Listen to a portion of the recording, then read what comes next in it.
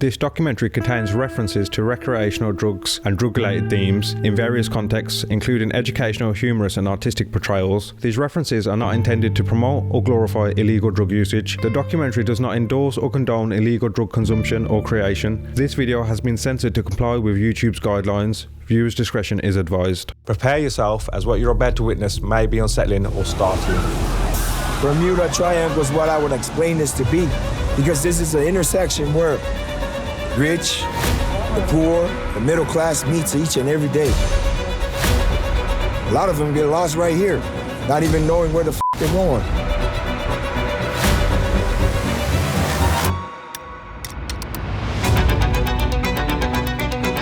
Dear God and Lord above, take this man the f out of life. I was hit with a gun. Turning Pike is it's a pickup spot.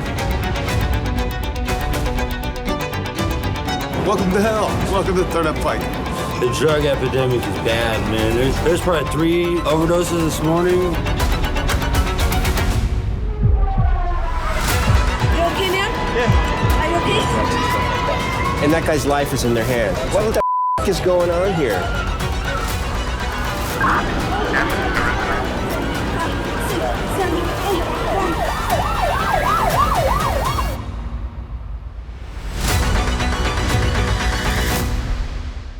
Seattle, Washington stands as a beacon of vibrant culture and bustling activity. However, beneath its surface lies a stark contrast. Along the infamous 3rd and Pike Street, a different scene emerges.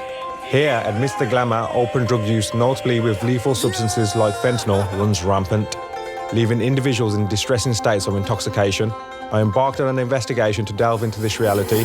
I'm taking a minute's break from today's video to thank Morgan & Morgan for sponsoring today's documentary. During my travels in America, I came across many people with life-changing injuries. Only if they knew about Morgan & Morgan. When you're seriously hurt, your injury could be worth millions. And it only takes minutes to see if you have a case. And let me tell you, Morgan & Morgan doesn't settle for low-ball offers. In the past couple of months, Morgan & Morgan saw verdicts like 12 million in Florida, which was 34 times the highest insurance offer, 26 million in Philadelphia, which was 40 times the highest insurance offer, 6.8 million in New York, which was 25 times the highest insurance offer. And here's the best part, it's free. That's right, absolutely free. Free unless you win. So here's the deal.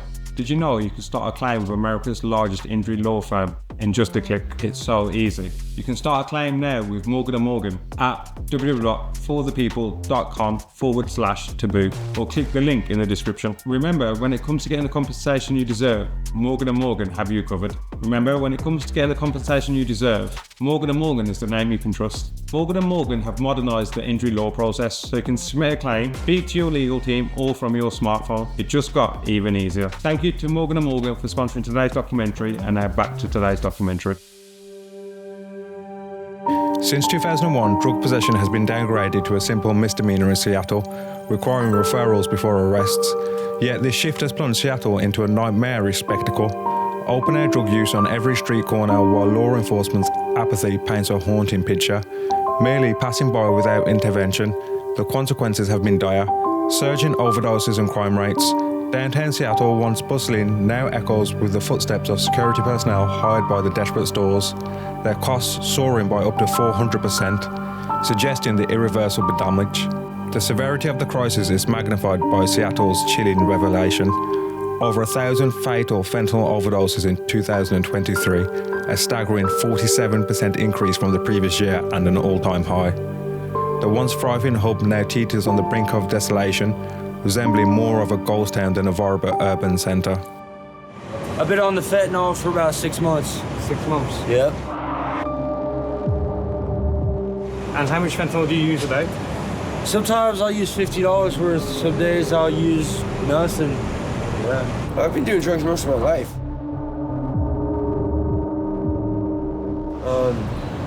I've got a heart problem. A heart problem? I got a heart problem, yeah. Since I was like 18 years old, I had a heart attack. And ever since then, I've been big in pain medicine. Heroin is always off and on, but sometimes I'll get heroin. Fentanyl was the big one started. It's great stuff. I don't die from it, I guess. Well, you taking it at the moment? Yeah. You're on fentanyl, yeah? At the moment, yeah, I have some. And is it easy to get hold of fentanyl here? Relatively. What's the going rate? You can get like $10 amounts. You can't really get $5 amounts, so. Oh, it's a shame. Yeah, there's $10 amounts and $20 amounts. From then it goes up. You can't buy $5 amounts. Have you picked up any addictions while being on the streets of Seattle? Yeah, I've overdosed 4 times in about the last 2 months. You know, it's all a part of my process. To live is to die, and love is pain, etc., etc. Fill it sabo, start out hard, go fill.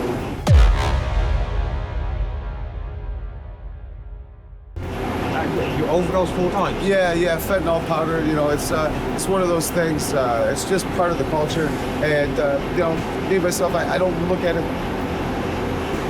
as a misfortunate circumstance, but if anything, it lets me become more in tune and attuned with the people around me. I got to take the good with the bad. I don't go to AA or NA. It's one of those things where you got to make a choice. What's your life worth to you?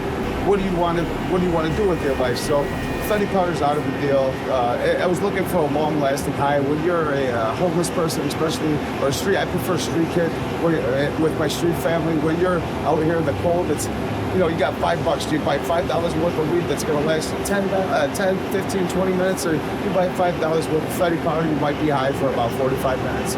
It'll numb it'll take care of that cold feeling for you. So it's all about survival out here. So how long have you been addicted?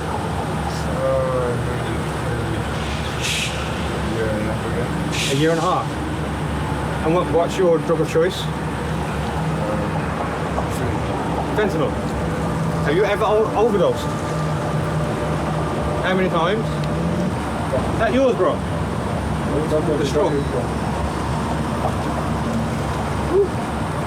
What do you prefer? I prefer fentanyl. Fentanyl, yeah. It's cheaper. How much is fentanyl?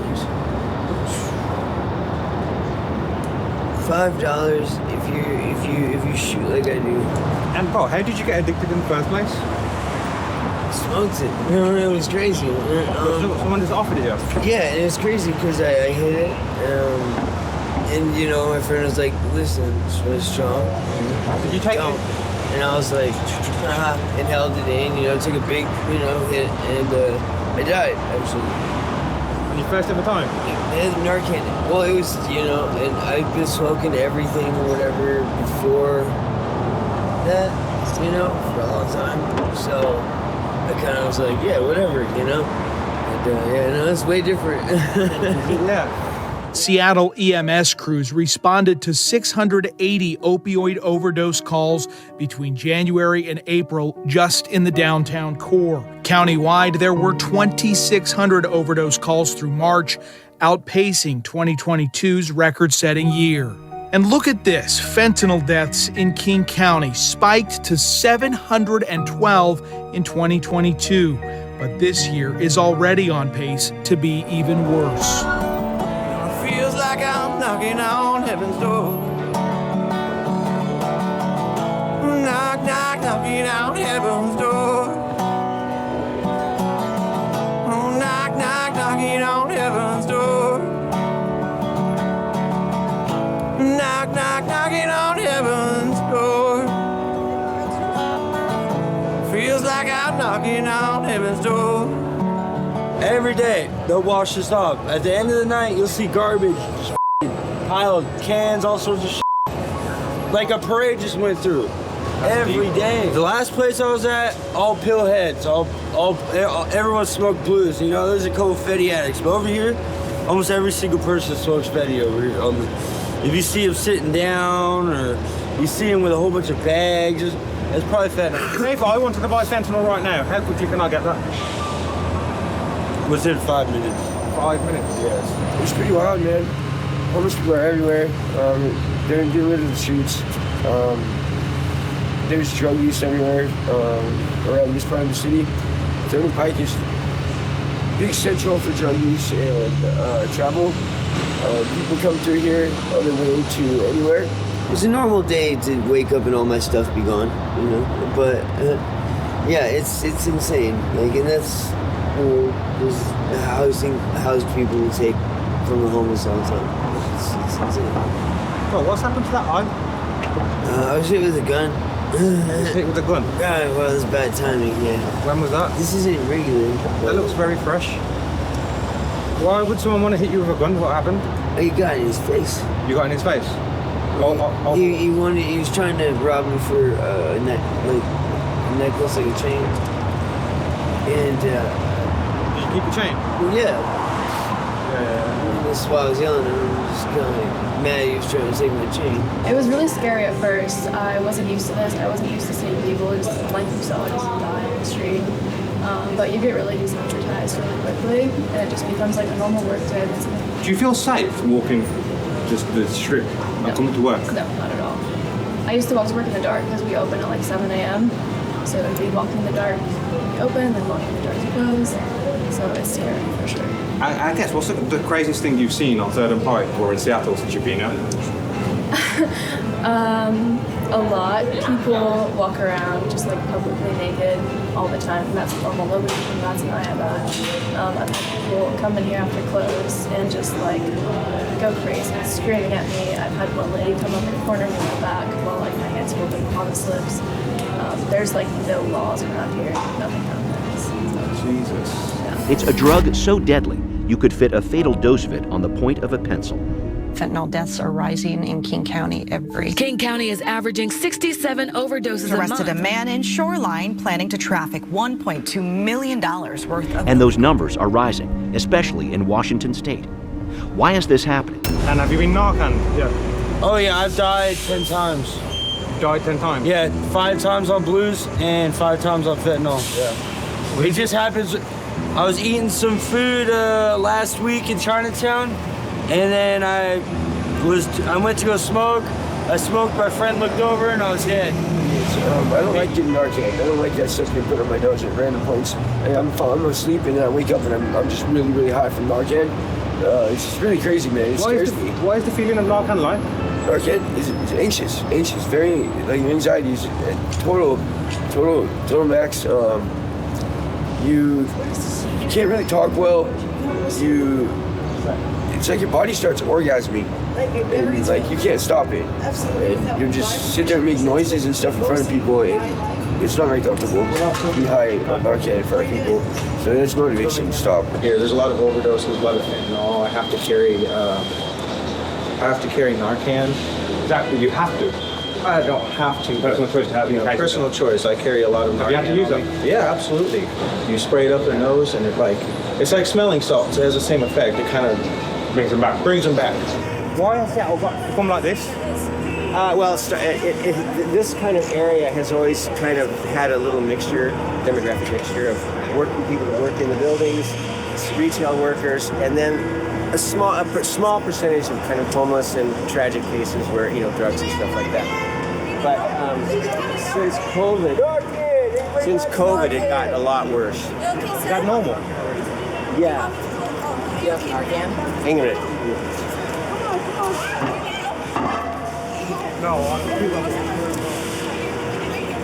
It's crazy, folks. The amount of people I've seen smoking fentanyl here, please just walk past. Just walk past. And, so they pass a law to do it, but I guess they choose when they want to do it. Yeah. Because they, just like you said, they see them pass it, and everybody has foil. I'm pretty sure. You've seen plenty of people with foil, but. And I'm seeing people just smoking it on the streets. Oh yeah, all day long. And the police are just walking. They just said, we don't want you smoking in front of our store. It's all they don't say anything else. So you can smoke fentanyl as long as it's not in front of a shop? Yeah. And what if the police do you?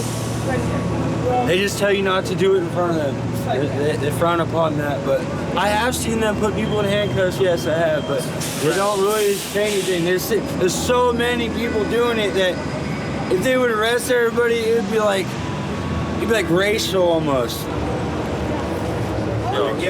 Wild, bro. Sorry, they're giving him that. This happen all the time? It's not. It's weird, but it does happen. I've seen this several times. And hopefully the guy will. So is there a chance that he might die? There's a very good chance.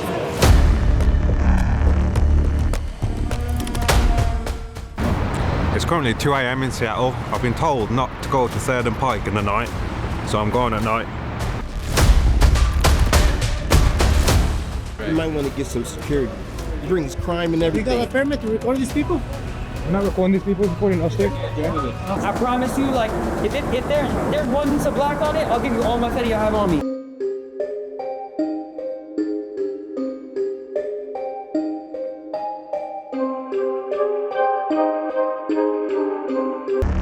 This is where everybody's going. As you see the rays of war going on in the world and everything. See, everything they're creating is just an illusion for everybody. See right here, second class is not even a second class anymore. It's lower class. They're the only working class there is right now. The lower class, you see it. Bro, has this always been like this itself? Always been like this. That is not just fentanyl, that's every drug on the street. But I guarantee you, these people are more alive than the people that works every day. These people, they need more loving. They need somebody to believe in them. Why do you think it keeps growing? Because the government creates programs after programs, and no programs have been perfected. The road to hell is paved with every good intention. People come through here fearing this crowd. But when they walk through this crowd, there's no animosity. There's none. Only the one that shows them animosities that gets that back. How you feeling? Good, man. From Christian meth comes so high. Especially from summer 16. Well, I want to smoke. This jamming and tearing out here, let come in. Jeez. The wall of the fourth. Jeremy, how have you ended up here on 3rd and Pike? And lost. Well, just you. You too. No. How you feeling?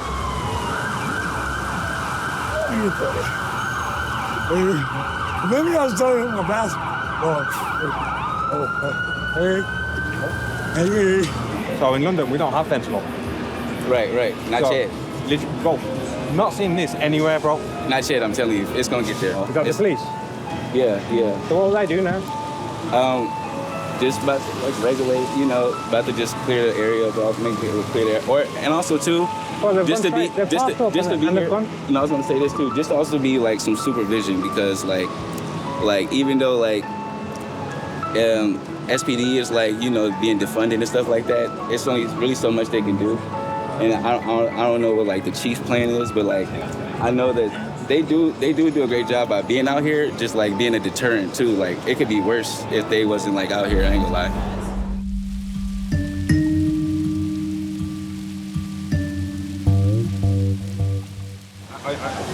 Are you currently using at the moment? Or are you clean? Yes, I currently use. What do you use? Don't mind me asking. I use fentanyl. And how did you get onto fentanyl? I just bought it. Was there a trigger or any reason? Because I guess the average person doesn't just buy fentanyl. I mean, I guess there isn't really an average person. There is no normal.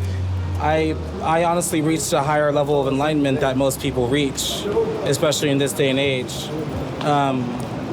Through my spiritual journey and my life's quest, I reached a level of enlightenment that not many people reached, which kind of saddened me in a way. I was born into poverty. My mom like grew up. We lived in shelters and stuff like that. So yeah, it's normal to me. Yeah, it's normal to me. But I think there's living up. I'm trying. Oh look.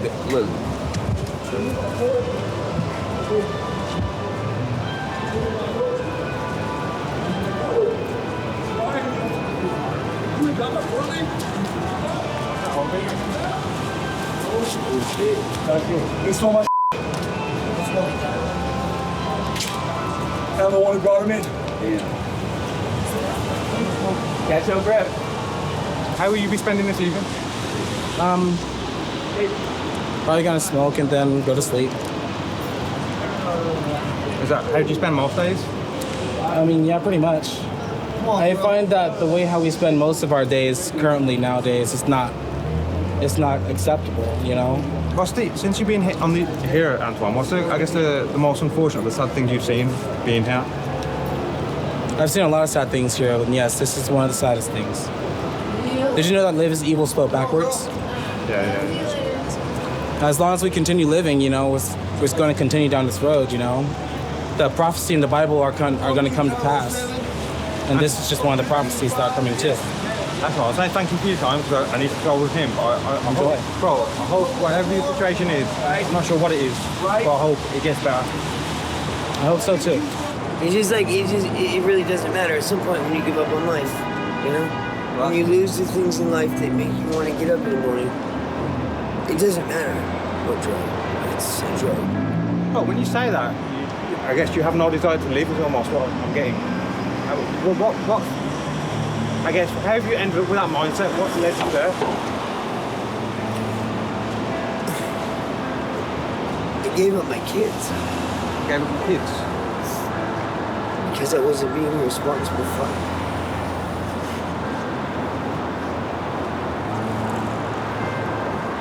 You know where they are today?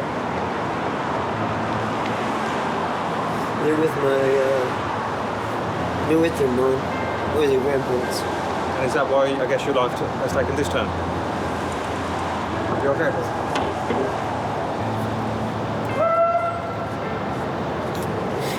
This is good. It's good. I can't be living the way, you know. And how old then? My little daughter is 8. My son's 6. When was the last time you seen them? When? Oh. You okay, bro? Yes. I don't got a tissue. She's alive, you know. And no eyebrows. That's me. But is that what's happened then, I guess? You through the situation and your life's kind of spiraled? I don't say spirals, it's chose. Sometimes it's just like, and the thing is people get angry when they get hurt. And people have lost family members to fentanyl. And they don't know who to blame. They don't know who to take it out on. And it's emotional as I'm getting. I couldn't imagine losing a kid. People come out here and they've lost their children. And they blame other people out here. We're the easiest people to get to, you know? No, I don't sell fentanyl. I'm not a fentanyl dealer. If you were to ask me where to get it, you know, I'm more than likely a helpful guide than I you know. And bro, so your situation currently, what's considered a good day for you? Yeah. You know, it's not raining out. It's not a big event, you know, so people aren't like coming at me. A good day in my life, man, is probably behind a microphone, listening to this awesome band, Napalm Records, Ginger, my love interest, if not my pain. A good day, sunny, bright sunny day, something like yesterday. Sunny day and warm, something you can jog and break sweat. We saved over 300 lives in a 13, 14-month span. You know, we're first responders because we get there before the police do. We check their pulse. If they got a weak pulse, then we start doing chest compression. Because we're boots on the ground. We're feeding these guys, giving them water, socks. We got hygiene kits. We even got chapsticks. We got hand warmers, tents, blankets. Every day we're out here from 6 a.m. to 9:30 a.m. feeding these guys. You know what I mean? It's only a snack, but I mean, it's better than nothing. Just like they tell us all the time, they appreciate us for us giving them something because they haven't had nothing. Then another person's calling the police, or I mean the ambulance or medic. Then we got 2 people that'll come by and wave them down on each corner. So we jump immediately. Since we've been out here, it's getting better, only because we're putting pressure on other organizations who haven't been doing anything for a while because we're out here doing the footwork. Other organizations don't do the footwork. So we're out here, pavement, feet on the pavement, and we're talking to all of these people day in and day out. Okay, so you want to get housed? Okay, we'll put you on the list. So once we put them on the list, they send it to a different organization, but this different organization doesn't want to put the work in. They're just sitting there. So, you know, so that's what we're fighting now. People really trying to get these other organizations to tax me. I'll help pay to fix this. I'm fine. Take another 5% of my money, and I will be fine with that. But it's money and political will. It's really both. But political will is where it starts, and we don't have it here. And we're a very liberal city. But there are constitutional laws that are things that make it not possible just to intervene the way you'd want to. Yeah. Because everybody has rights no matter what condition they're in. But there's a point where that neglect is actually abuse, in my view.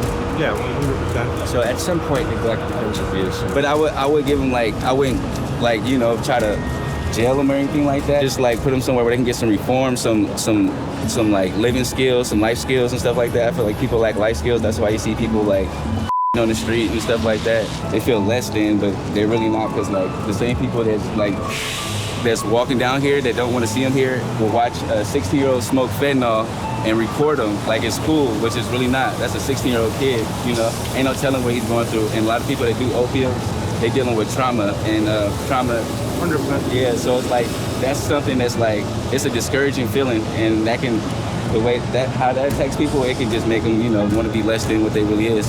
And I feel like they lack the compassion, what the city says it has.